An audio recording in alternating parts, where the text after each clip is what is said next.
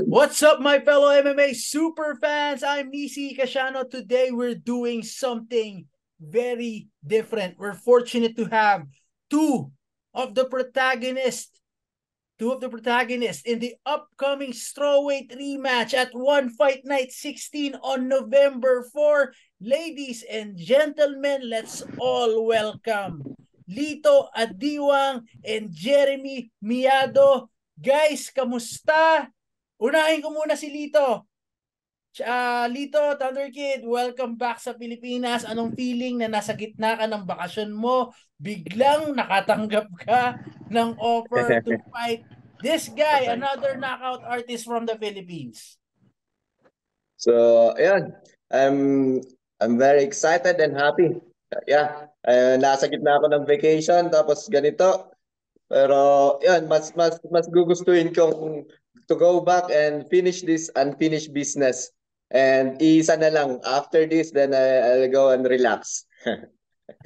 O ngayon, mapunta naman tayo dito kay Jaguar na maganda setting, outdoor, mukhang galing ensayo. Jeremy, sa huli natin pag-uusap, sabi mo nangangati ka ng makabalik aksyon. Pero sinabi mo as much as possible, wag sanang Pilipino. Nagulat ka ba, itong tanong ko, nagulat ka So, ba na ang hinain sa'yo ng One Championship ay ito nga, ang makakasunod mong makakalaban, ito nga si Lito Adiwang in a rematch on November 4? Bali nagulat lang po ako kasi ngayong November na, pero yung magre-rematch po kami, parang hindi naman po ako nagulat kasi karamihan po ng tao yun yung gusto po eh. So, yun, hindi lang po ako masyadong nagulat. Nagulat lang po ako sa date kasi masyadong short po, tapos kakatapos niya lang lumaban. So, parang yun, medyo short lang po yung ano. Doon po ako nagulat. Jeremy, to follow up, ano lang, do you feel na, alam mo yon na kahit tinanghal ka na panalo sa una yung laban over a year ago, may pakiramdam ba na hindi ka satisfied? Opo, hindi naman po ano, hindi po satisfied syempre, tapos isa pa dahil nga po tapos may nagka-injury pa yung isa sa amin. So hindi po talaga satisfied, tapos kapwa Pilipino pa po 'yun. So hindi po talaga, tapos syempre nakita naman natin yung laban, medyo daming nagsasabi na lamang po siya sa laban na 'yon tapos hangga't sa nagka-injury. So wala pong taong magiging satisfied po doon. So 'yun po. Dito, mapunta naman tayo sa'yo. Yung unang laban niyo ni Jeremy, was it something that bothered you in terms of, sabihin natin, career defeat? oh, it did bothered me. Kasi, yun nga, nagka-injury tapos the process of recovering and then masakit kasi I lost in a way that I didn't expect. Mas ma-accept ko if I lost via submission, via knockout. It's a clear loss for me. But losing via injury in a game na alam kong nananalo ako, it hurts. Dito, malaking bagay na nakuha mo yung panalo mo. Nakuha mo yung panalo in your comeback fight last month against Adrian Matis. At that point ba sa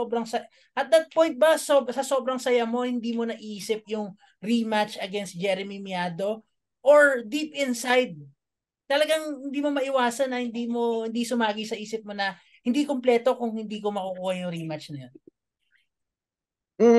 So, meron at the back of my head, parang kulang na I need to finish this kasi yun nga, gusto kong tuldukan na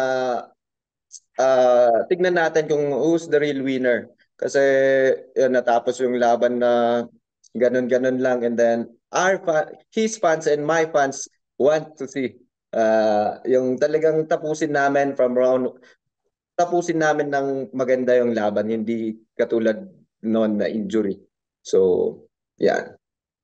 Gentlemen, can you walk us through the second round of the first fight? Unahin na natin si Jeremy. Yung second round na yon, doon nagsimula uminit yung laban eh.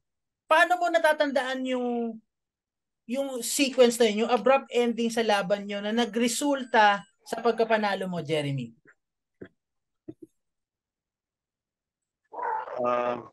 Round 2 po. Mm-hmm. Uh, Opo, parang napansin ko lang po sa round 2 kasi round 1 po marami po talagang leg kick na binabato siya, and then round 2 po dahil nga sa corner, so parang nache-check ko na po yung iba. So medyo doon na nag-start yung momentum na naka-counter po ko, nakaka-setup na rin po ako ng sa strikes ko, ganun po. Doon sa pagdating, ano yung reaction mo nung nakita mong, alam mo yan, yung injury nangyari? What was your initial reaction, Jeremy? Wala kasi ako po, bawat laban ko po kasi katulad po nung kay Miao Litaw po. So papasok po ako ng ring at hindi po kasi kaya maraming nagalit po sa akin doon kasi dahil nga po doon sa reaction ko na nag-ano na si Adiwang, si Lito, nag-ano pa ako, nag-follow up pa po ako. So kasi po pa sa side ko po, kasi pagpapasok po cage or ring po, hangga't di po naawat ng referee, hindi po ako di po ako nag-stop po talaga kasi laban po yun eh. So, hindi pa naman. Pero syempre, hindi naman lahat ng fighter ganun po na pag nakita naman nakitang injury na, hindi po talaga tinutuloy karamihan. So, yun, kaya marami nagalit sa akin po doon. Pero siguro yung ibang fighter naman nakakaintindi, di rin naman nila po masisisi kasi katulad ng time ulit nung laban ko po. So sabi ng referee, nag-time na si Miao parang stop muna. Hindi pa na-stop ng referee, sabi ng referee go. So yun po, kaya tinuloy. Kaya medyo nasanay po akong ganun. Ikaw naman, Lito, during that time, of course, nandun yung panghihinayang, of course, yung sakit. Ramdaman yan. Pero so far ngayon, nandito ka sa punto nito, ano yung mga natatandaan mo na parang, ano yung mga kailangan mong, at least checklist mo heading to this rematch na para hindi lang maulit yung ganong klaseng sequence in the rematch? Sa akin, yan, ano lang, nung una kasi, yun, as nasabi ko rin sa my other interviews, nung una, medyo the feeling na kakalabanin ko si Jeremy nung ino-offer dati is parang, sa akin is, I was eyeing for the top 5 or ibang lahi. So, parang medyo hindi 50-50 yung gusto kong lumaban pero wag naman sanang Pinoy. So parang para sa akin is wala akong gana that time na lumaban. Pero yun nga, nung nangyari na yun, parang he did lit a fire on me na parang bro, uh, nakita mo naman, you saw my approach to my different opponents. Hindi ganon. Pero I just na-hurt lang talaga ako sa reaction and yun nga, yung celebration after in-stop yung fight na doon na parang doon na nabuhay yung ano na okay. Okay, game time. Let's do this rematch tayo para ano, mas clear.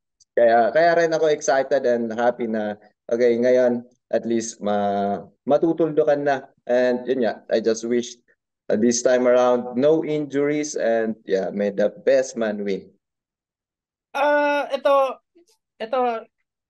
merong ano speaking of fans, may debate as to what could have been kung hindi nangyari injury in the second round Many said that Lito was winning. Samantalang on the other hand, meron din naman nagsasabi na nananalo si Jeremy, unti-unti niya nakukuha yung momentum Pero sa inyo ibabato yung tanong. Sa tingin niyo ba sino nananalo sa laban na yon before the injury? Unahin ko muna si Jeremy. Para sa iyo, sino sa inyo nananalo? Para sa akin po, siyempre iba yung ano ng One Championship po yung scoring po ng One Championship.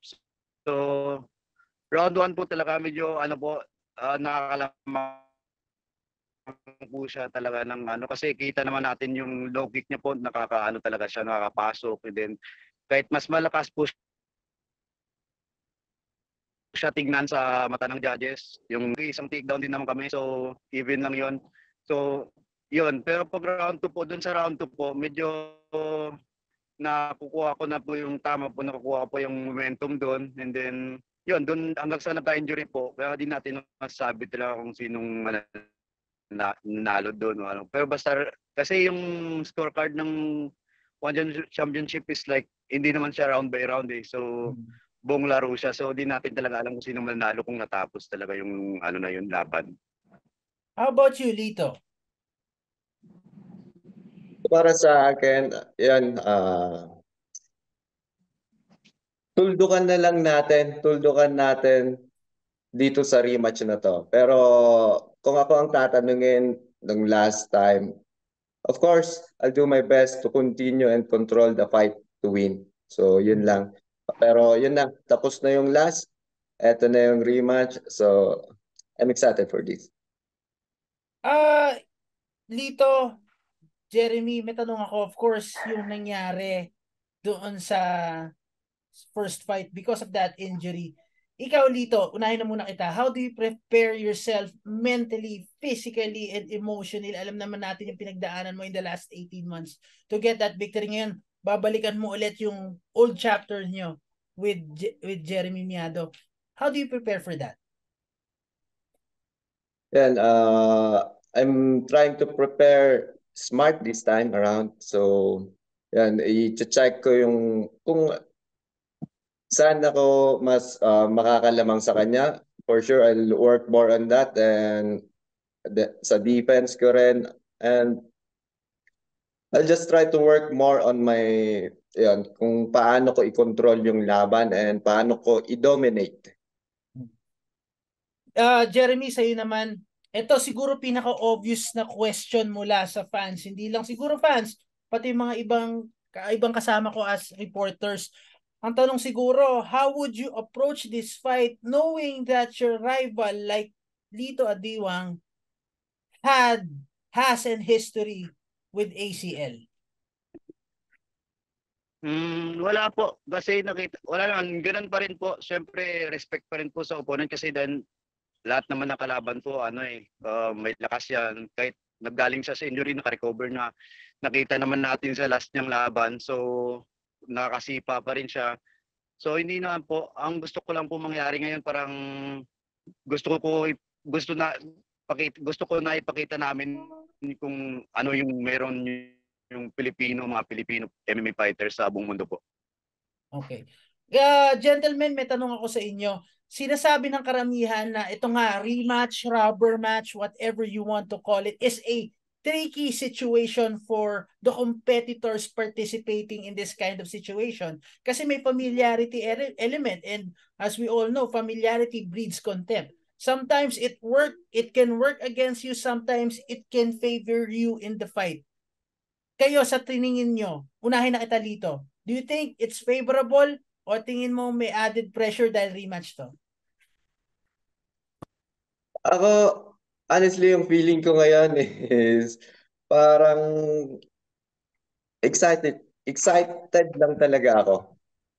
The pressure and everything, medyo wala sa ngayon, wala sa akin 'yan. And yan, alam ko, yan, excited yung mga fans namin, lahat gustong makita kung ano ba ang kahihinatnan kung natapos yung laban. So, eto, we'll do our best, we'll train hard para ipakita and entertain the crowd. And yan, as Jeremy said, ipakita kung ano ang kakayahan ng mga Pilipino. Jeremy, ikaw ba, do you think this is back to square one kahit rematch to o tinitignan mo to na parang at least kahit papaano may scouting report ka na kay Lito Adiwang as to what he can do inside the ring?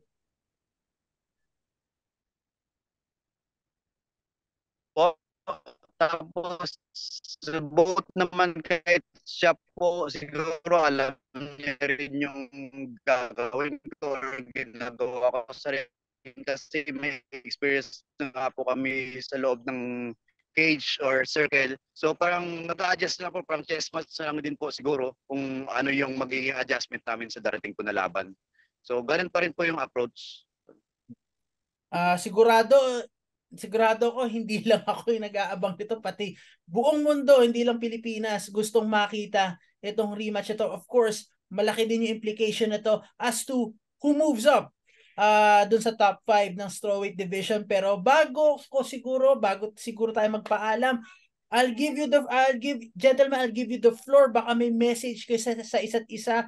Unahin ko muna si Jeremy. Jeremy, I'll give you the floor at baka may message kay Lito. Yun, gusto ko lang sabihin na pasensya na sa reaction ko nung laban kasi yung laban namin kasi natutuwa lang talaga ako. So, kasi siyempre alam niya naman kung gaano kahirap yung training siguro. So, hindi naman sinasadya yun. And then, gusto ko lang parating na yun, galingan namin sa training. And then, pagdating ng laban, manalo-matalo, importante ipakita namin sa buong mundo kung gaano, ano yung level ng Philippine MMA po. So, ingat lang sa injury sa training so para matuloy po yung laban namin or rematch po. And then abangan ng mga fans yung rematch na to, lahat nag-aabang dito. Lito, baka naman ikaw meron kang message para sa mga kalaban mo on November 4. So, yan, message ko lang, tama. Let's train hard and make sure let's train smart para no injuries at matuloy to. So tuldakan na natin to. And yan, good luck for both of us and may the best man win this time.